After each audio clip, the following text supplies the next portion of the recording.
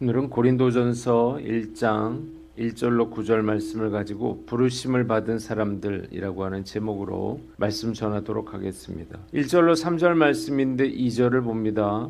그리스도 예수 안에서 거룩하여지고 성도라 부르심을 받은 자들과 그랬습니다. 하나님의 뜻에 따라서 그리스도 예수의 사도로 부르심을 받은 바울과 형제 소스데네가 고린도에 있는 하나님의 교회에 편지를 보냅니다. 수신자는 그리스도 예수 안에서 거룩해지고 성도로 부르심을 받은 모든 자들이에요. 바울은 하나님 우리 아버지와 주 예수 그리스도로부터 오는 은혜와 평강이 수신자들에게 임하게 해달라고 기도했습니다. 본문이 우리에게 주는 교훈이 있는데 첫째로 교회가 하나님의 것임을 알라는 것입니다. 바울은 고린도 교회를 고린도에 있는 하나님의 교회라고 말합니다. 이 세상의 모든 교회는 다 하나님의 교회입니다. 이유가 무엇인가요? 하나님에 의해 세워졌기 때문이에요. 교회는 어떤 사람이나 집단에 속해 있는 것이 아니라 하나님께 속해 있습니다. 그런데 일부 교회의 지도자나 성도들은 너무도 자주 마치 그들이 그 교회를 소유하고 있는 것처럼 행동합니다. 이러한 행동은 교회에 해로울 뿐 아니라 마치 교회가 자기들의 것인 양 행동하는 자들에게도 위험한 거예요. 그러한 행동으로 말미암아 교회 사역에 제한을 받게 되고 많은 문제를 일으키게 되기 때문입니다. 스스로 교회의 소유자인 것처럼 교회의 주인인 것처럼 행동하는 이들은 혹독한 심판을 받게 됩니다. 왜 그런가요? 하나님께서는 자기중심적이고 오만한 자들과 자신의 영광을 나누기를 원치 않으시기 때문이에요. 교회는 오로지 하나님의 것입니다. 교회는 특정 목회자의 카리스마나 유력한 중직자들의 재정 혹은 성도들의 모임으로 유지되는 인간의 조직이 아니에요. 교회는 오직 하나님의 뜻에 의해 세워졌고 예수 그리스도의 피값으로 사신 바 되었기 때문입니다. 때문에 교회의 그 어떤 지도자나 성도도 교회의 소유권을 주장할 수가 없습니다. 인간이 교회의 주인 노릇을 하려는 모든 시도는 교회의 거룩함을 훼손하는 영적 월권 행위인 것입니다. 하나님의 영광을 가로채는 오만함은 반드시 혹독한 영적 심판을 받게 됩니다. 하나님은 자신의 영광을 그 누구와도 나누지 않으십니다.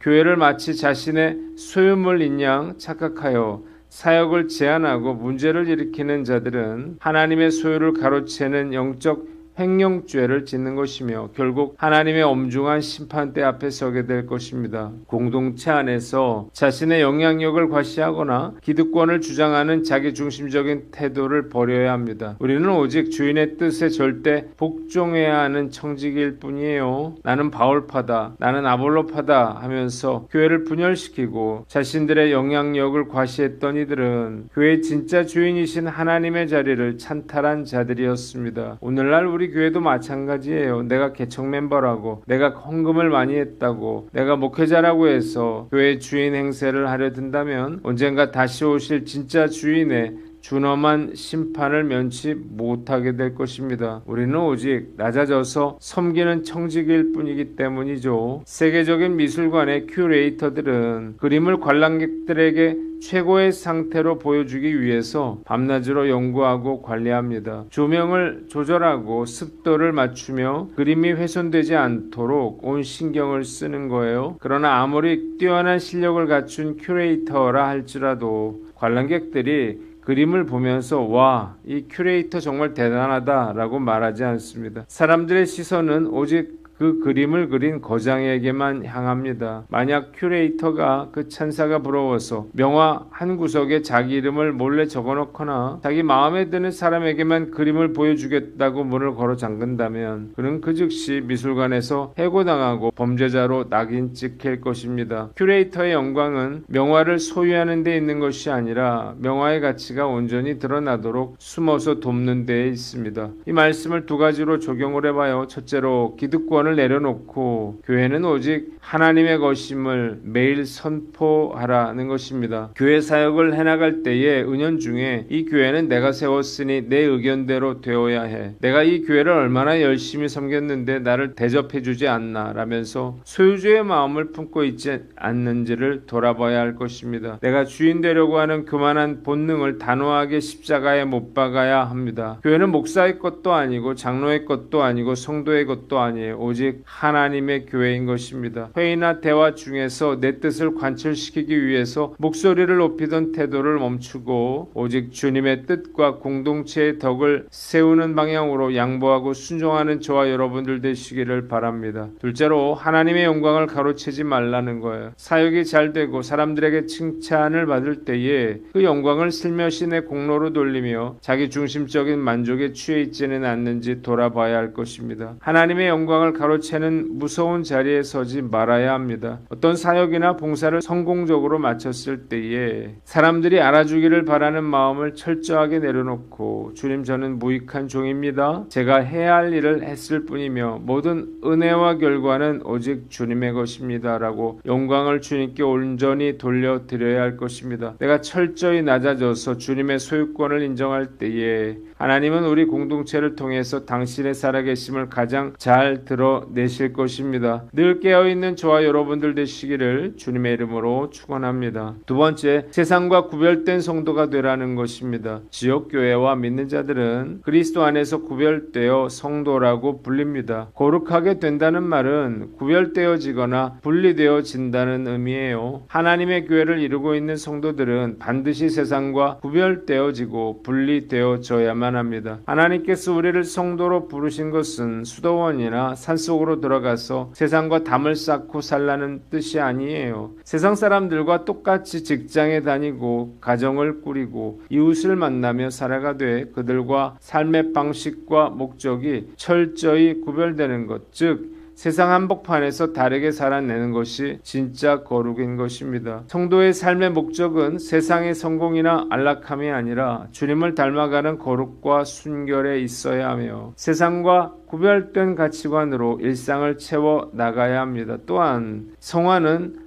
단 한 번에 완성되는 것이 아니라 넘어질 때마다 다시 일어나는 과정이에요. 구원받은 하나님의 자녀는요, 반드시 거룩하게 구별된 성도로 살아가야 할 것입니다. 온갖 오물과 썩은 냄새가 진동하는 진흙탕 속에서 연꽃이 피어있는 경우가 있습니다. 놀라운 사실은요, 연꽃의 잎사귀가 매우 깨끗하다는 거예요. 자세히 보면 진흙 한 방울, 더러운 물 한 방울 묻지 않았습니다. 이유가 있어요. 잎 표면에 아주 미세한 나노돌기들이 있어서 오염물질이 묻는 것을 원천적으로 차단하기 때문입니다. 덕분에 가장 더러운 곳에서도 연꽃은 순결하고 아름다운 향기를 품어낼 수가 있는 것입니다. 마찬가지로 주변 환경이 더러워서 나도 어쩔 수 없다는 변명은 성도에게 통하지 않습니다. 세상이 어둡고 음란할수록 성도는 그곳에서 물들지 않는 거룩한 은혜의 돌기를 세워 순결한 향기를 발해야 할 것입니다. 제 인생의 목표 역시 거룩하고 순결한 삶을 사는 것입니다. 그런데 정말 자신이 없어요. 언제라도 무너질 수 있다는 사실을 너무나 잘 알고 있기 때문입니다. 그러나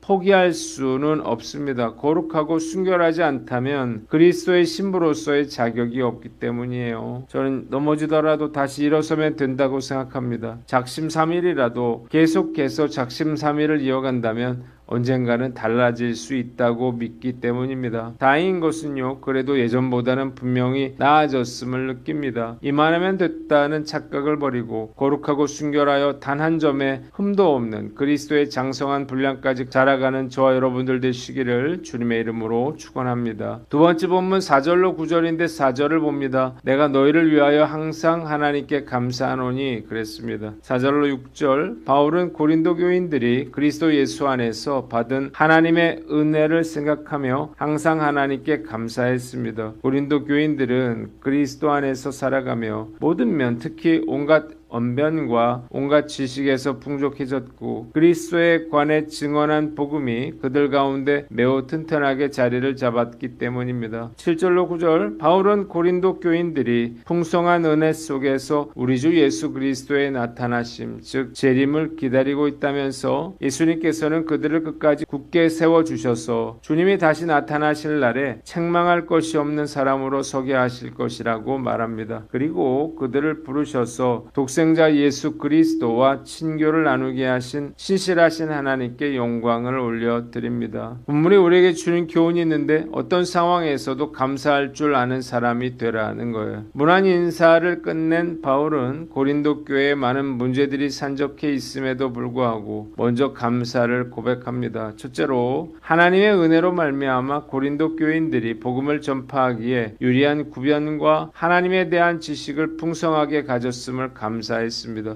당시 고린도시는 헬라 철학의 중심지였기 때문에 고린도 교인들 역시 자연히 철학적 지식과 사고와 화술에 능했습니다. 둘째로 그리스도의 증거가 고린도 교인들 사이에 경고케 된 사실을 감사했습니다. 당시 고린도 교회에는 교리적으로나 윤리적으로 많은 문제가 산적해 있었지만 하나님의 은혜로 말미암아 그리스도의 복음이 뿌리를 내림으로 고린도 교회에는 구원의 확증이 있었던 거예요. 셋째로 고린도 교회가 하나님께 은사를 받았음을 감사드립니다. 고린도 교회는 구원의 은혜뿐만 아니라 실제로 다방면에 많은 은사를 받은 성도들이 많았습니다. 네 번째, 고린도 교인들이 재림신앙을 소유한 것에 대해서 감사했습니다. 재림신앙은 초대교회의 두드러진 특징 중의 하나로서 비록 고린도 교인들 가운데 주의 부활과 성도의 부활을 부인하는 자들이 없지 않았지만 대다수의 많은 교인들은 재림과 부활신앙 가운데 성령의 열매를 맺기 위해서 심혈을 기울였습니다. 다섯째, 고린도 교인들이 비록 지금은 영적으로 불완전한 상태이나 하나님께서 그들을 마지막 때에는 책망할 것이 없는 자로 세우실 것이므로 감사했습니다. 사실 고린도 교회는 내부적인 분열과 많은 문제가 산적한 교회였어요. 그럼에도 바울이 이렇게 감사를 고백한 이유가 무엇인가요? 비록 지금은 고린도 교회가 많은 문제로 가득하지만 그리스도의 능력으로 미래에는 책망할 것 없는 상태로 변화될 것임을 영적 통찰력으로 바라보았기 때문이에요. 하박국 3장에서 하박국 선지자는 무화과 나무에 열매가 없고 포도나무에 포도 열매가 없고 감람나무에 소출이 없고 밭에 식물이 없고 우리의 양이 없고 외양간에 소가 없어도 나는 여호와를 인하여 즐거워하며 나의 구원의 하나님을 인하여 기뻐하리라고 고백을 했어요. 아무것도 없는데 도대체 하박국 선지자가 어떻게 감사할 수 있었을까요? 이유가 있습니다. 하나님께서 다시 회복시켜 주시고 은혜를 베풀어 주실 것이라고 하는 확고한 믿음을 가지고 있었기 때문이에요. 골로새서 2장 7절에 믿음에 굳게 서서 감사함을 넘치게 하라고 했습니다. 형편과 조건이 좋은 사람이 감사하며 사는 것이 아니라 믿음이 좋은 사람이 감사하며 사는 거예요. 감사는 환경의 문제가 아니라 믿음의 문제인 것입니다. 내 마음속에 감사가 넘치지 못하는 것은 환경과 여건이 나빠서가 아니라 믿음이 적어서라는 사실을 알아야 할 것입니다. 하나님을 신뢰하는 사람은 직장을 잃어도 감사할 수 있습니다. 하나님께서 더 좋은 직장을 주실 것을 믿기 때문이에요. 사업에 어려움이 있어도 감사할 수 있습니다. 전화 위복이 되게 하실 줄 믿기 때문이에요. 왜 불안한가요?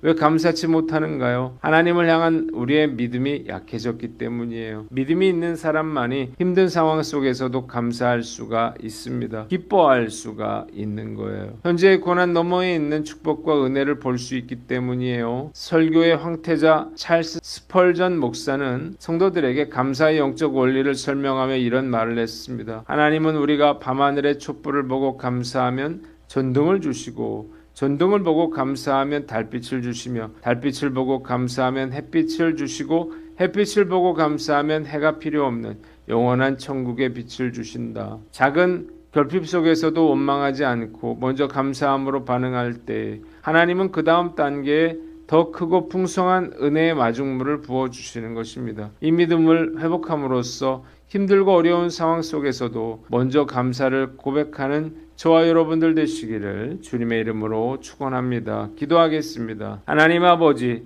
교회가 주님의 것임임을 알고 경거망동하지 않으며 세상과 구별된 성도가 되고 어떤 상황에서도 감사할 줄 아는 사람이 되게 하여 주시옵소서.